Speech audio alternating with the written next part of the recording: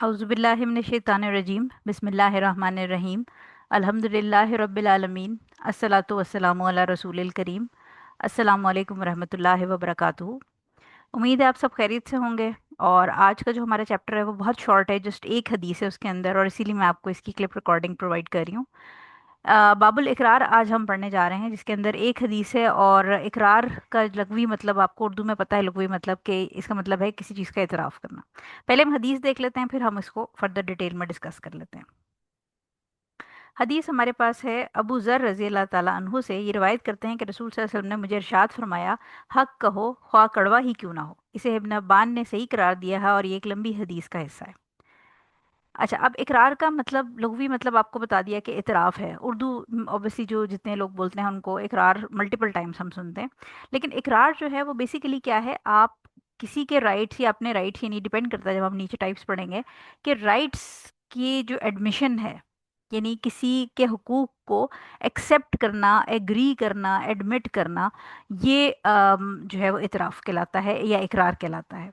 हुकूक, चाहे आपके फाइनेंशियल हुकूक हों, चाहे आपके मॉरल हुकूक हों, ठीक है। इसी तरह आपकी जो हुदूद होते हैं, यानी जो हुदूद, जो पेनल्टीज़ होती हैं, पनिशमेंट्स होती हैं शरिया बेस्ड, उसके अंदर भी यही होता है कि एक जालिम होता है और एक मजलूम होता है। जालिम जिसने जुल्म किया है, कोई जुर्म किया है, कत्ल कर दिया है किसी का, मजलूम जिसका कत्ल हुआ है या जिसके ऊपर जुल्म हुआ है। कोई खुदा न खास्ता चोरी का मामला है, उसके अंदर जो चोर है वो जालिम होगा, और जिसके घर चोरी हुई है, जिसका सामान चोरी हुआ है, वो मजलूम है।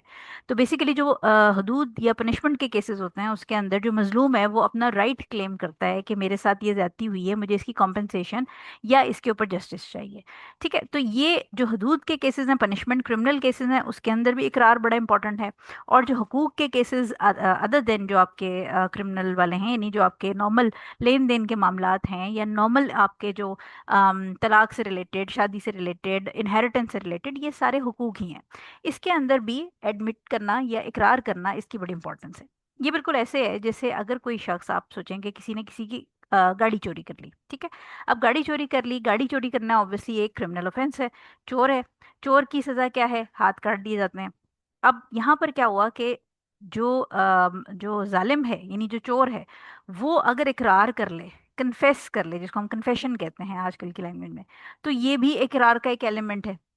ठीक है। और इसी तरह अगर किसी की इनहेरिटेंस के अंदर कोई कर्ज है, यानी अगर किसी शख्स ने कर्ज लिया हुआ था और वो मर गया, और अब उसकी इनहेरिटेंस डिस्ट्रीब्यूट होने लग गई है, और उसके बच्चे जो हैं वो कहते हैं कि हाँ जी, हमारे फादर ने ये कर्ज लिया हुआ था और ये हम पहले इनहेरिटेंस में से देंगे, तो ये भी इकरार है। तो इकरार की डिफरेंट टाइप्स हैं। ठीक है, तीन बेसिक टाइप के अंदर इकरार को डिवाइड किया गया है, जिसके अंदर फाइनेंशियल या नॉन फाइनेंशियल दोनों तरह की सिचुएशंस आती हैं।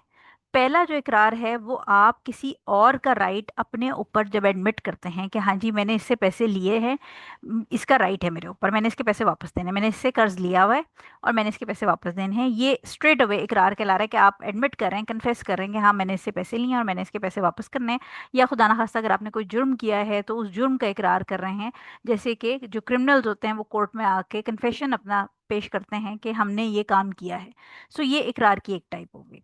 सेकंड इकरार की जो टाइप है वो दूसरे के ऊपर अपना क्लेम करना, यानी मेरे ऊपर, जैसे मेरे पैसे देने हैं। फॉर एग्जाम्पल आपने मुझसे पैसे लिए, तो अब पहली जो सिचुएशन थी, जो पार्ट वन था, जो आपको मैं जो टाइप्स में पार्ट वन मैंने आपको बताया, जो इकरार, कि आपने मुझसे पैसे लिए थे, तो पहली वाली जो टाइप थी वो आप एडमिट कर रहे थे कि आपने डॉक्टर शादी से पैसे लिए हैं। ठीक है।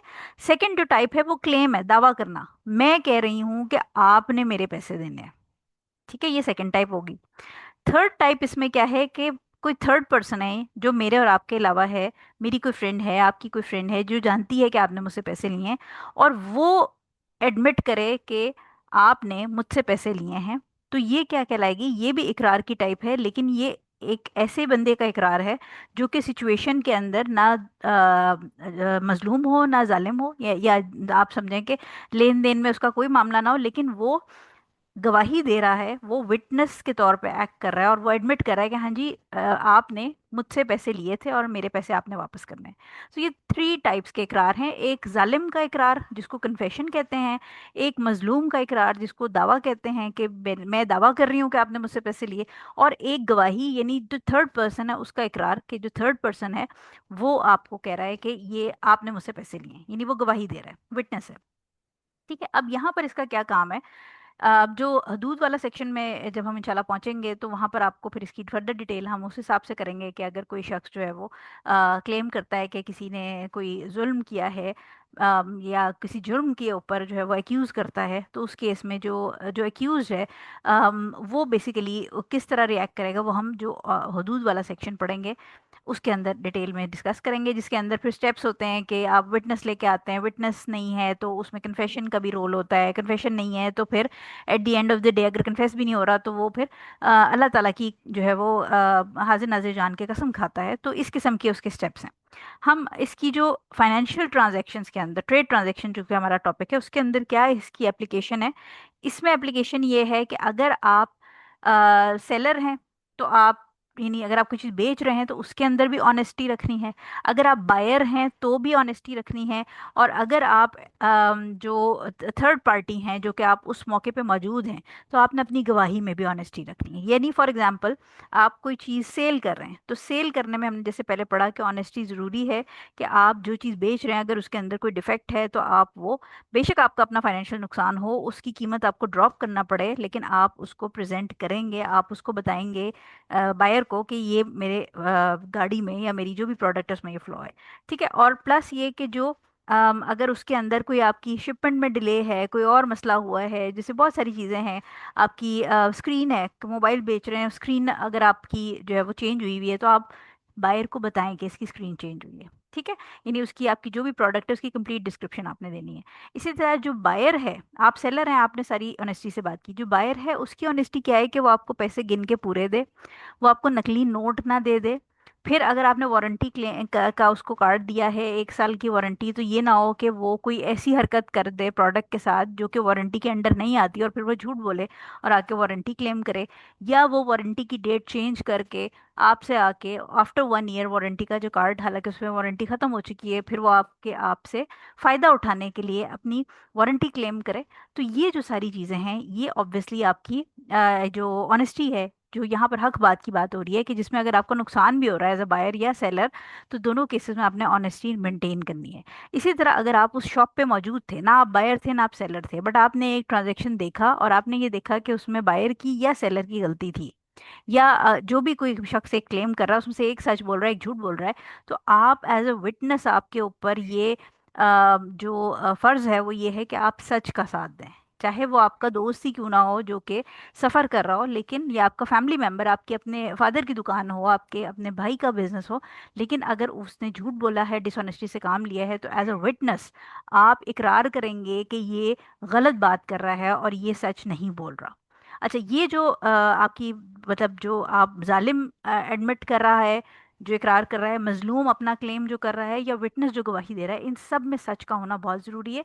लेकिन ये आजकल सिर्फ आपकी मार्केट प्लेस के अंदर इसकी इम्पोर्टेंस नहीं है, बल्कि आपकी ऑनलाइन जो ई कॉमर्स है उसके अंदर भी सेम इम्पोर्टेंस है।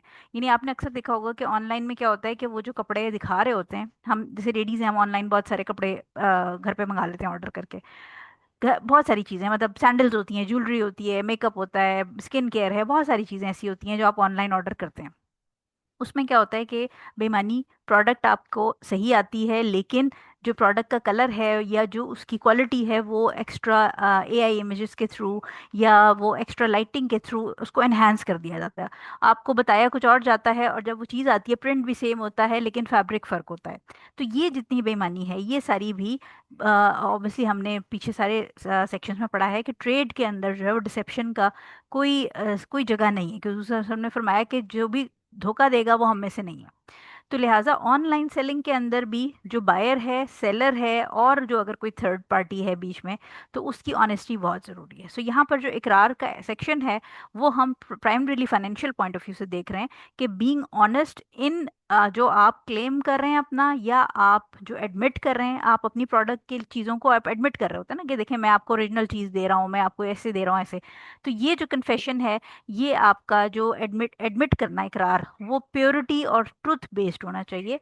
इसी तरह आप अगर बायर हैं तो आप वारंटी या इन चीज़ों के अंदर या जैसे आपने कोई काम करा लिया, अब जैसे अगर मैं आपको छोटी सी एग्जांपल दूं कि स्किन केयर के अंदर या सैलून इंडस्ट्री होती है या डॉक्टर्स की इंडस्ट्री जो हमारी है डर्मेटोलॉजी की, उसके अंदर क्या होता है कि पेशेंट जो है वो आपसे काम करा के जाता है और घर जाके वो कोई ना कोई अपनी ऐसी चीज़ कर लेता है जिसके जो उसको मना की गई होती है। यानी अगर वो उसको गर्म पानी से मुंह धोने को मना किया गया है तो गर्म पानी से मुंह धो लेता है, और फिर वो एक अपनी गलती के एडमिट करने के बजाय वो डॉक्टर के ऊपर क्लेम डालता है कि इसने मेरे प्रोसीजर ख़राब किया। ठीक है, तो ये जो है वो आपको मना किया गया है इस्लाम में। इसी तरह जो डॉक्टर हैं, कुछ डॉक्टर्स हैं वो भी कमर्शियल काम करते हैं।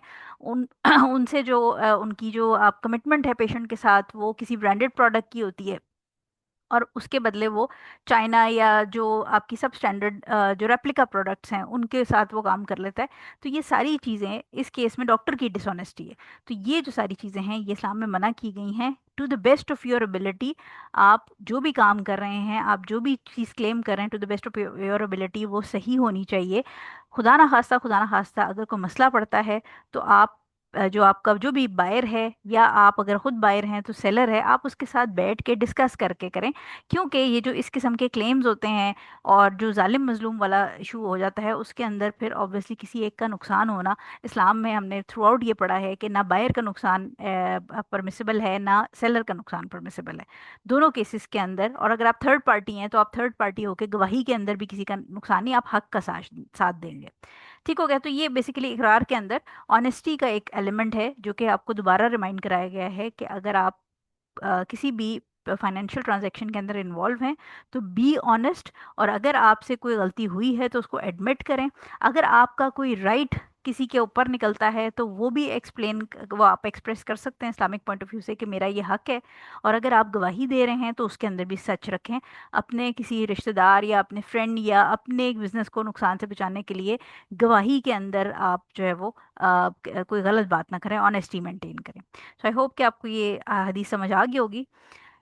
सुब्हानक अल्लाहुम्मा व बिहम्दिका अशहदु अल्ला इलाहा इल्ला अंता अस्तगफिरुका व अतूबु इलैक। अस्सलामु अलैकुम व रहमतुल्लाहि व बरकातुहू।